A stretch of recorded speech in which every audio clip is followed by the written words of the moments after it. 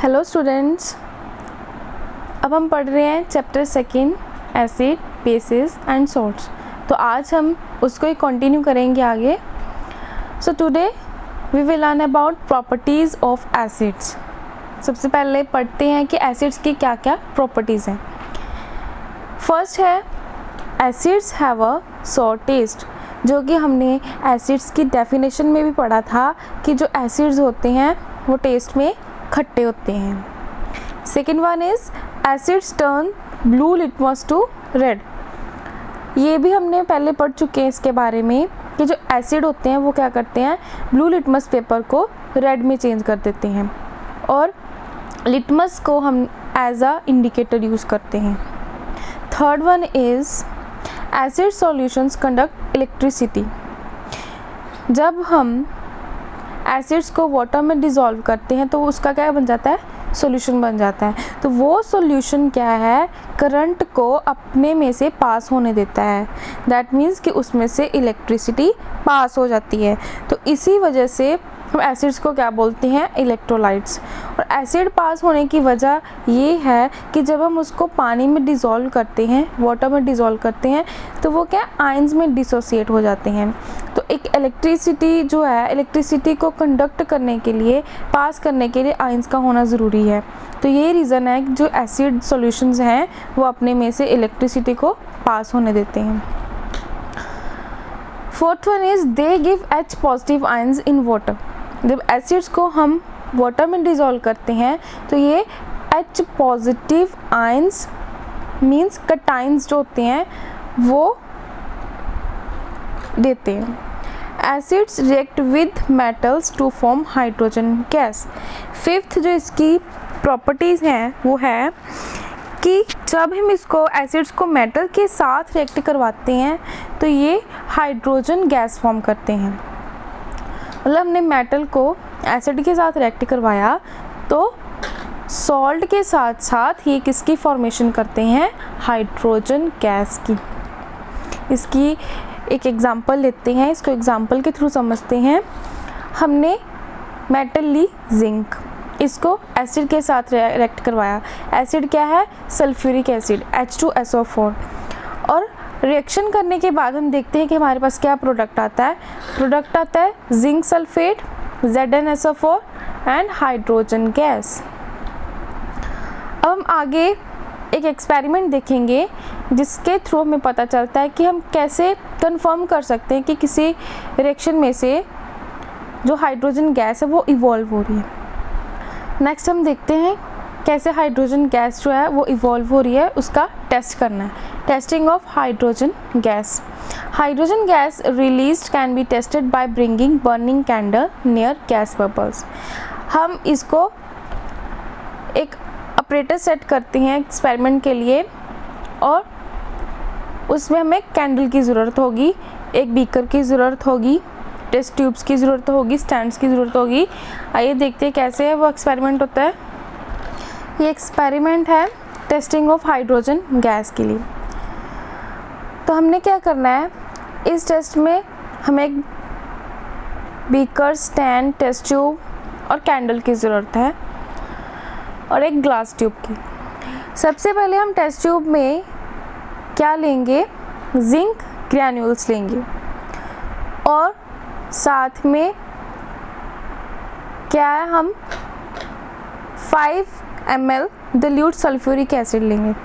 एक test tube ली, उसमें हमने जिंक ग्रैन्यूल्स डाले और साथ में क्या डाला, उसमें हमने dilute सल्फ्यूरिक एसिड। तो हम नोट करेंगे कि इस टेस्ट ट्यूब में क्या हुआ, जो जिंक ग्रैन्यूल्स हैं वहाँ से बबल्स बनने शुरू हुए। तो क्या करेंगे, हम लोग एक बीकर लेंगे, उस बीकर में सोप सॉल्यूशन लिया हमने।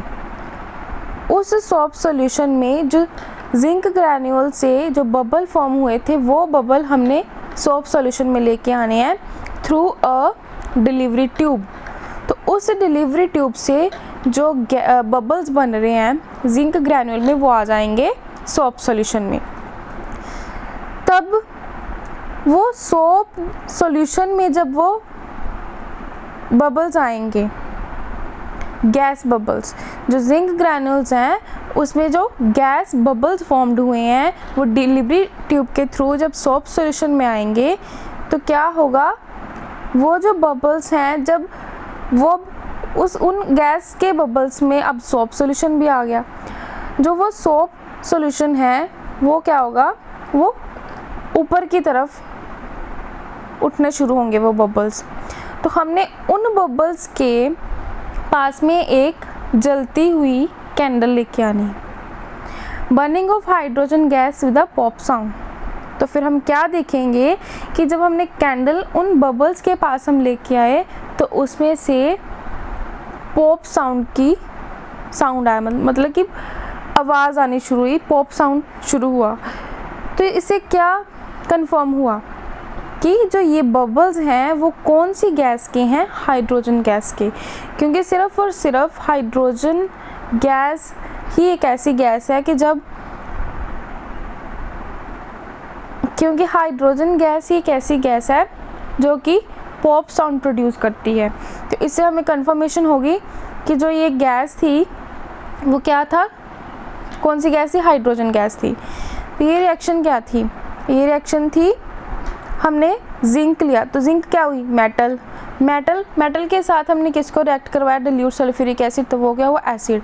मीन्स कि जब हम जिंक को एसिड के साथ रिएक्ट करवाया, दैट मीन्स मेटल को हमने एसिड के साथ रिएक्ट करवाया, तो हमारे पास क्या प्रोड्यूस होती है, क्या इवॉल्व होती है, हाइड्रोजन गैस। तो ये एक एक्सपेरिमेंट के थ्रू हमने कंफर्म कर लिया। नेक्स्ट जो एसिड्स की प्रॉपर्टी है वो है acids react with metal carbonates to form carbon dioxide gas. जब हम एसिड्स को मेटल कार्बोनेट या फिर मेटल हाइड्रोजन कार्बोनेट के साथ रिएक्ट करवाते हैं तो हमारे पास कार्बन डाइऑक्साइड गैस जो है उसकी फॉर्मेशन होती है। जैसे मेटल कार्बोनेट को हमने एसिड के साथ रिएक्ट करवाया तो हमारे पास सॉल्ट, कार्बन डाइऑक्साइड और वाटर की फॉर्मेशन होती है। फॉर एग्ज़ाम्पल हमने सोडियम कार्बोनेट लिया, सोडियम एक मेटल है तो ये क्या बन गया, मेटल कार्बोनेट। सोडियम कार्बोनेट को हमने एसिड के साथ रिएक्ट करवाया, ये कौन सा एसिड है, हाइड्रोक्लोरिक एसिड। तो हमारे पास किसकी फॉर्मेशन हुई, कौन कौन से प्रोडक्ट आए, NaCl, sodium chloride salt, carbon dioxide gas and water. ऐसे ही सेम जब हमने metal hydrogen carbonate, sodium is a metal, hydrogen carbonate, so this is a metal hydrogen carbonate. Sodium bicarbonate जब हमने लिया, सोडियम हाइड्रोजन कार्बोनेट लिया, उसको हमने acid के साथ रिएक्ट करवाया तो हमारे पास सॉल्ट, कार्बन डाइऑक्साइड और वाटर की फॉर्मेशन हुई। नेक्स्ट इसके एसिड्स की प्रॉपर्टी है acids react with bases to form salt and water. जब हम एसिड्स को बेस के साथ रिएक्ट करवाते हैं तो हमारे पास किस किस चीज़ की फॉर्मेशन होती है, सॉल्ट की और वाटर की। एसिड को बेस के साथ रिएक्ट करवाया, दोनों को आपस में रिएक्ट करवा देंगे, सॉल्ट और वाटर की फॉर्मेशन होगी। For example NaOH, sodium hydroxide is a base, hydrogen chloride this is a acid. So base को एसिड के साथ रिएक्ट करवाया तो हमारे पास किसकी फॉर्मेशन हुई, sodium chloride and water. Sodium chloride is a salt and water. ये जो रिएक्शंस हैं, ये जो इसकी प्रॉपर्टीज़ हैं, कई बार हमें पेपर में इससे रिलेटेड क्वेश्चंस आते हैं, कंप्लीट द रिएक्शन, या फिर क्वेश्चन आ जाता है what are the products when we react with acids with metal carbonate with bases. तो ऐसे हमें इसके क्वेश्चंस आ सकते हैं, या फिर कंप्लीट द रिएक्शन ऐसे क्वेश्चन आ सकते हैं।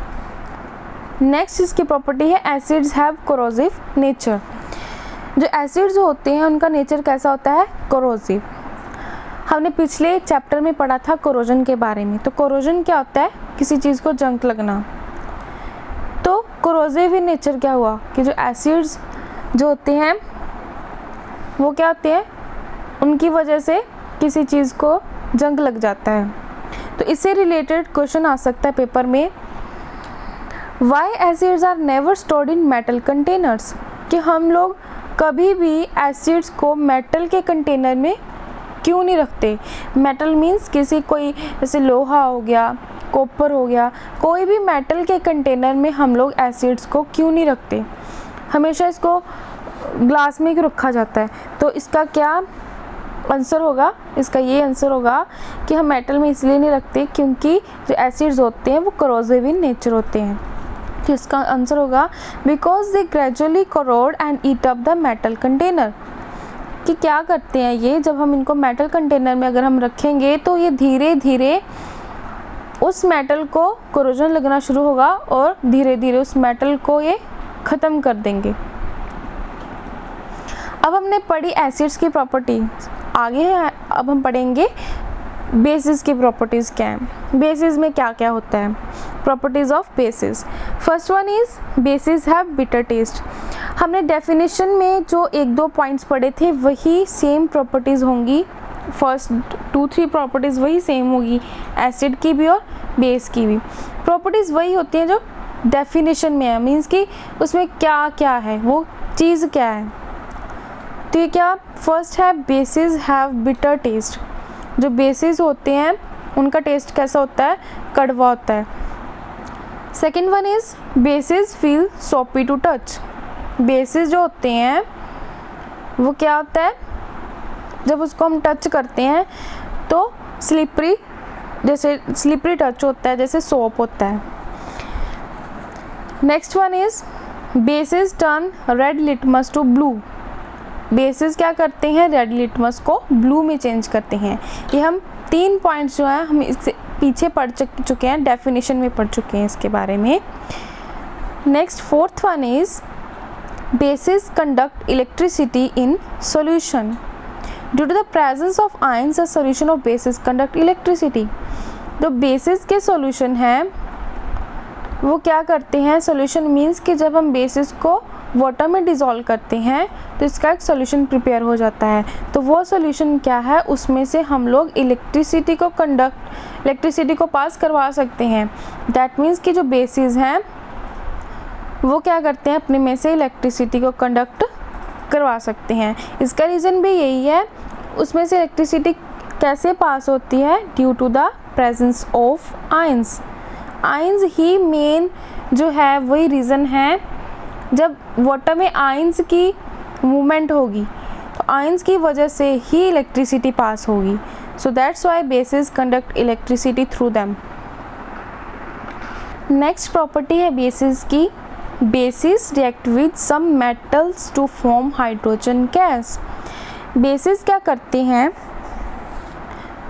कुछ मेटल्स के साथ, सारी की सारी मेटल के साथ रिएक्ट नहीं करते, कुछ मेटल्स जो हैं पर्टिकुलर उनके साथ बेसिस जो रिएक्ट करवा के क्या फॉर्म करते हैं, हाइड्रोजन गैस।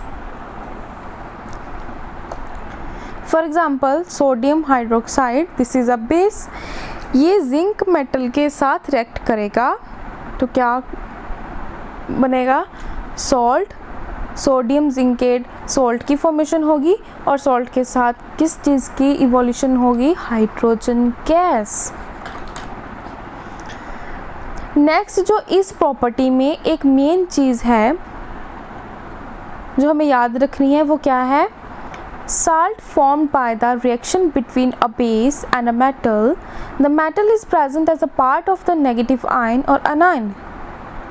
क्या है कि जब हम ये वाली जो रिएक्शन है, इस रिएक्शन में जब जो सोल्ट फॉर्मेशन होती है, ये वाली सोल्ट फॉर्मेशन, तो उस सोल्ट में क्या होता है कि जो हमने मेटल यूज़ की है, metal as a anion act करती है।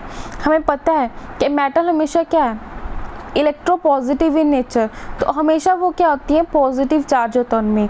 लेकिन इस रिएक्शन में एक मेन चीज़ यही याद रखने वाली है कि जब हम लोग इस रिएक्शन को करवाते हैं, जब ये रिएक्शन होती है सोडियम हाइड्रोक्साइड को जिंक के साथ, मीन्स कि बेस को जब हम मेटल्स के साथ रिएक्ट करवाते हैं तो जो हमारे पास सोल्ट बनता है ना, सोल्ट, तो उस सोल्ट में जो हमने मेटल यूज़ करी होती है वो मेटल जो है उस पर नेगेटिव चार्ज आता है, वो क्या एज अ एनाइन एक्ट करती है।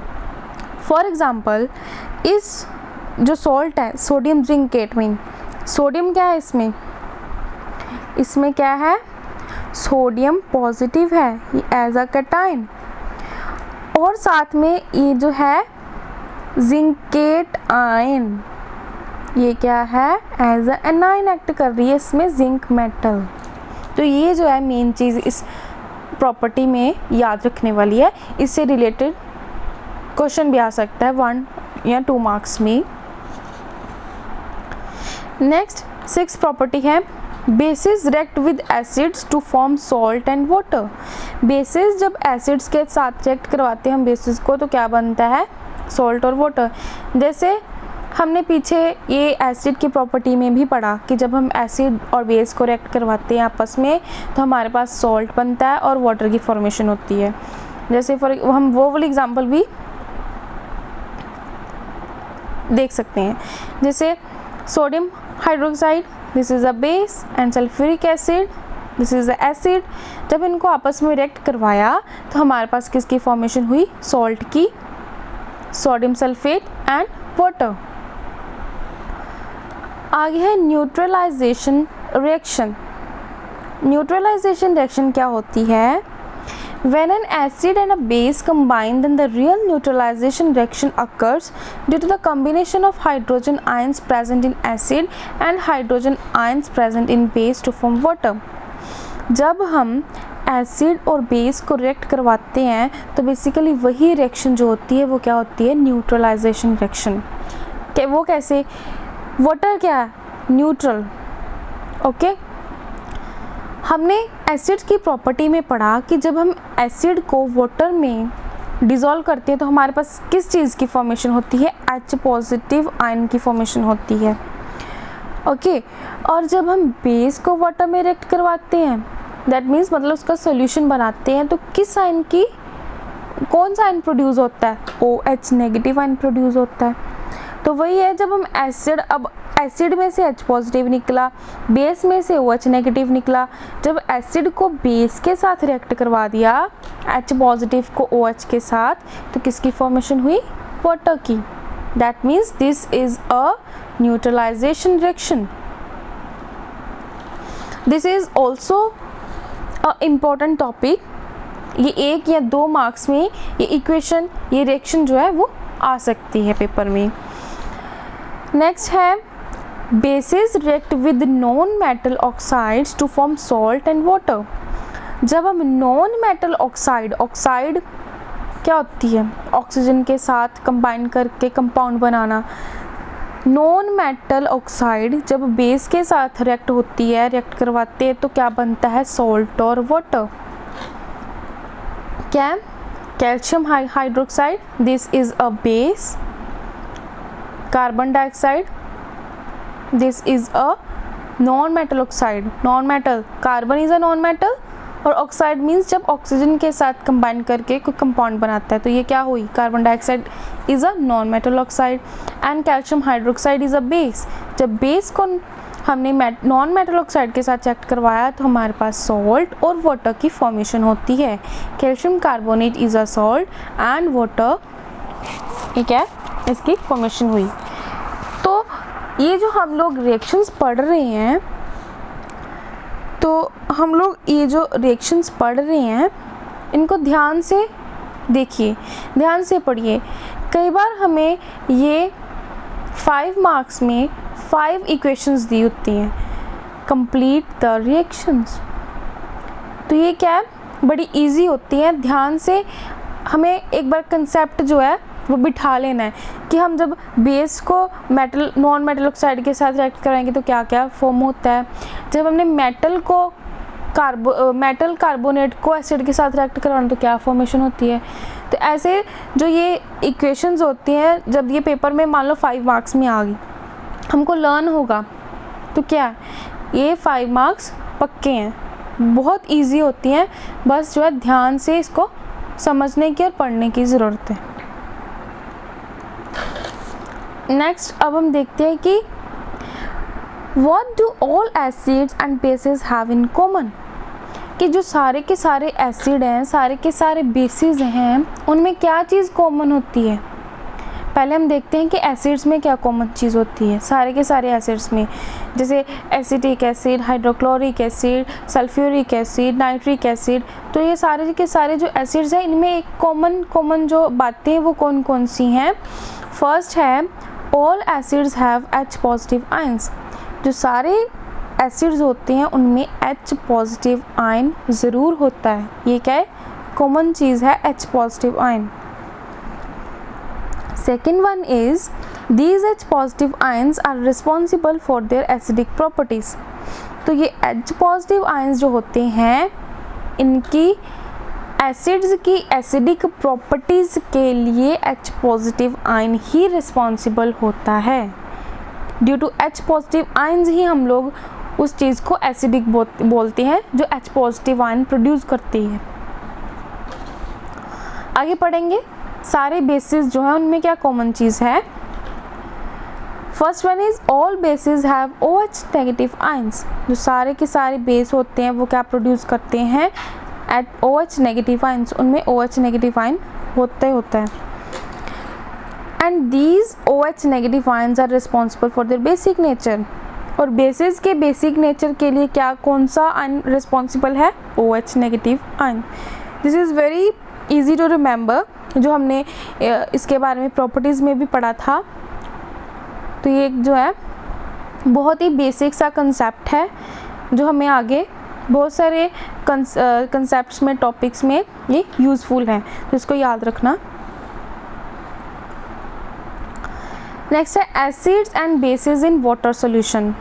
वाटर सॉल्यूशंस में एसिड्स और बेसिस जो है वो कैसे बिहेव करते हैं, क्या क्या बनाते हैं, क्या क्या प्रोड्यूस होता है। सबसे पहले देखेंगे एसिड्स के बारे में।